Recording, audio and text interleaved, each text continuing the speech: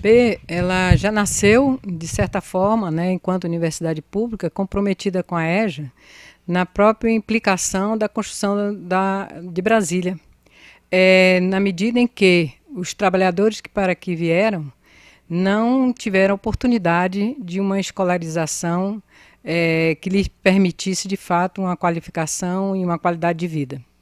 E, nesse sentido, já no início da UNB, havia, sim, uma preocupação com relação a esse tipo de sociedade em que o trabalho não permite uma educação de qualidade.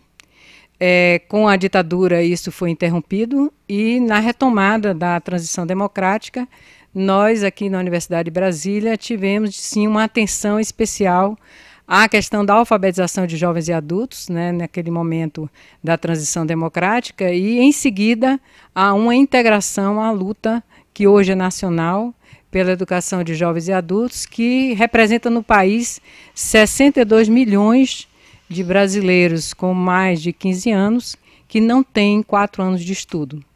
E, nessa medida, a UNB hoje tem pesquisa na área, né, tanto no nível de graduação como de pós-graduação, mestrado e doutorado. Tem também uma formação de licenciados que tem essa atenção ainda muito tímida neste momento, e na extensão tem tido uma participação significativa nas iniciativas de alfabetização e a alfabetização como início e educação de jovens e adultos enquanto educação profissional. Então a UNB se sente parte de toda uma luta, tanto como uma instituição, como também no diálogo com os movimentos sociais, em particular o GTPA, Fórum EJA do Distrito Federal, que motivou, de certa forma, minha presença na audiência pública de 2006, que hoje eu considero um momento histórico significativo e atual no debate da educação de jovens e adultos. E, naquela oportunidade, né, a presença, né, de não apenas deputados, mas, sobretudo, né, da sociedade civil organizada, foi, do ponto de vista da participação da UNB, mais um momento, né, de diálogo, de tensionamento por questões que estão postas e continuam ainda desafiando, na atualidade, as questões de organização do trabalho político-pedagógico e a atenção e investimento do governo numa política pública de educação de jovens e adultos.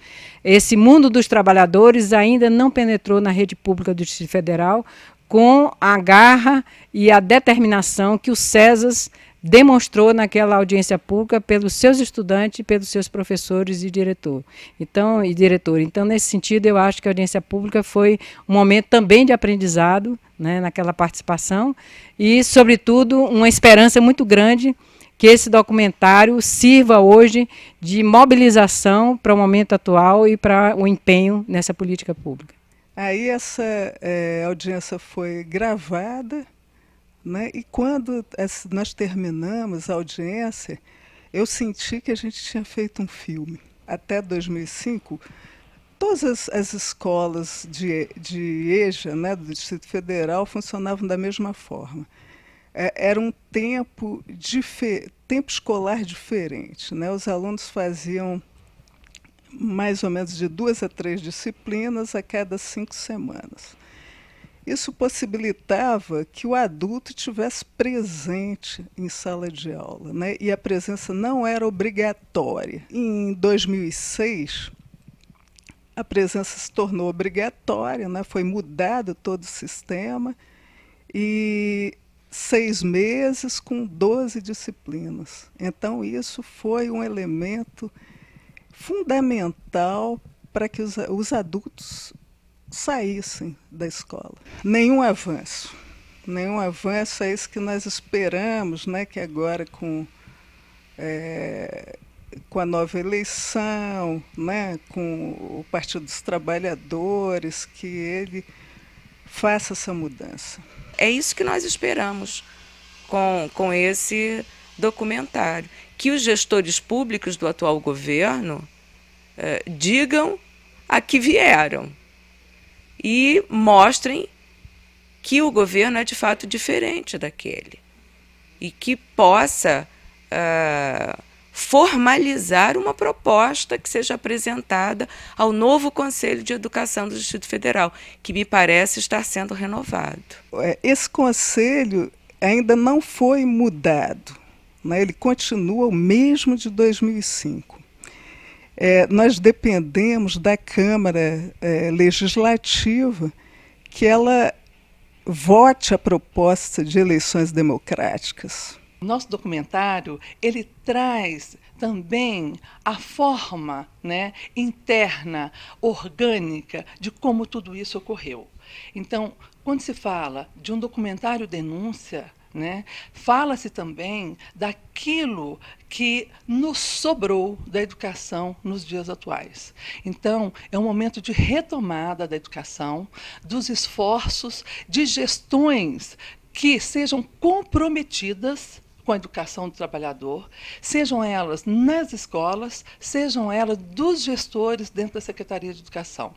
Então, se a gente quer acordar para um processo, sabe, e idealizar, retomar a idealização de um processo educativo, sabe, eu acho que o momento, sabe, se faz é esse. É um momento que se quer uma proposta diferente, então precisamos acordar para isso. Então, acho que esse documentário é provocador e necessário, fundamental para o exercício da cidadania. Assista o documentário Debate Público, Educação de Jovens e Adultos. Esse documentário foi fruto da direção coletiva de Valdir Pina, Márcia Pacífico, Liz Marina de Oliveira, Silvia Roncador e eu, Ruth Maranhão. Eu quero chamar a atenção para a trilha sonora, que foi um arranjo do Guarani, feito por Dudu Maia e Henrique Neto.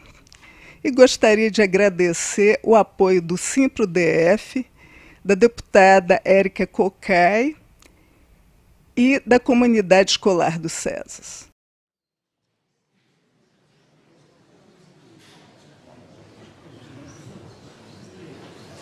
A nossa vinda aqui, não é uma questão de esclarecimento, não é, de direito e de justiça.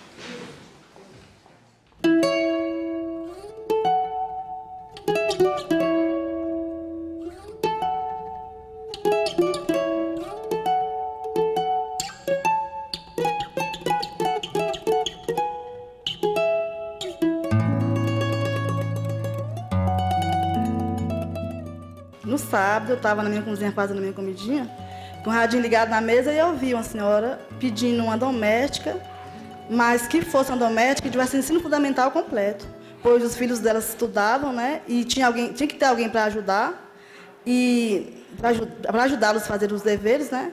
E eles dois eram médicos, não podiam ajudar. Aí eu pergunto, como é que uma doméstica vai poder ter um ensino fundamental se ela não tem como ela trabalhar e estudar no mesmo tempo, né? Nós temos como princípio que a Lei de Diretrizes e Bases da Educação Nacional, no seu artigo 37, diz que os sistemas de ensino assegurarão gratuidade aos jovens e aos adultos que não puderam efetuar os estudos na idade regular, oportunidades educacionais apropriadas, consideradas características do aluno, seus interesses, condições de vida e de trabalho mediante cursos e exames. E ainda a resolução do Conselho de Educação do DF, a Resolução 1/2005, no seu artigo 28, diz: os cursos de educação de jovens e adultos, equivalentes ao ensino fundamental e médio, poderão organizar-se por séries anuais, períodos, segmentos, semestres, fases, matrícula por componente curricular ou outra forma de organização. Agora, meu plano é de concluir o português no primeiro bimestre desse ano, e no segundo bimestre, né, que eu estava na sétima, e assim, pegava outra matéria, uma ou duas só, e rapidinho eu concluía, né? Só que dessa forma que a gente não... Para a gente que toma conta de casa, além de cego, né? E para fazer 3, 4, 5 matérias é muito difícil. E a gente não pode estudar só uma matéria ou duas no período de 6 meses, que não vale nem a pena ir à escola.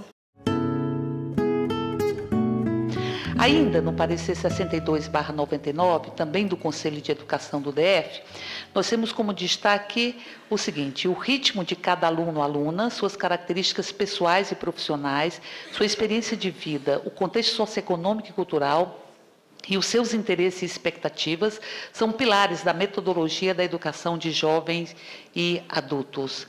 Esses são os princípios que nos faz questionar a decisão que foi tomada e que está sendo implementada hoje no CESAS. Mas, para além disso, exigir a presença de 75%, o que só é exigido do ponto de vista da lei nacional para alunos de 7 a 14 anos, exigir essa presença e a grade fechada está ferindo um direito fundante da Constituição, que é o direito a um ensino público e gratuito de qualidade. Nós temos aí temos um dispositivo, artigo 8º, parágrafo 2º da Lei 9394/93, que dispõe o seguinte: os sistemas de ensino têm liberdade para organizar-se. Ou seja, há uma liberdade, há uma discricionariedade, há uma autonomia para que essa organização seja feita. Então, o Ministério Público ele não tem atribuição para formular política pública. Então, a política pública é criada por quem? Elaborada pelo Poder Executivo.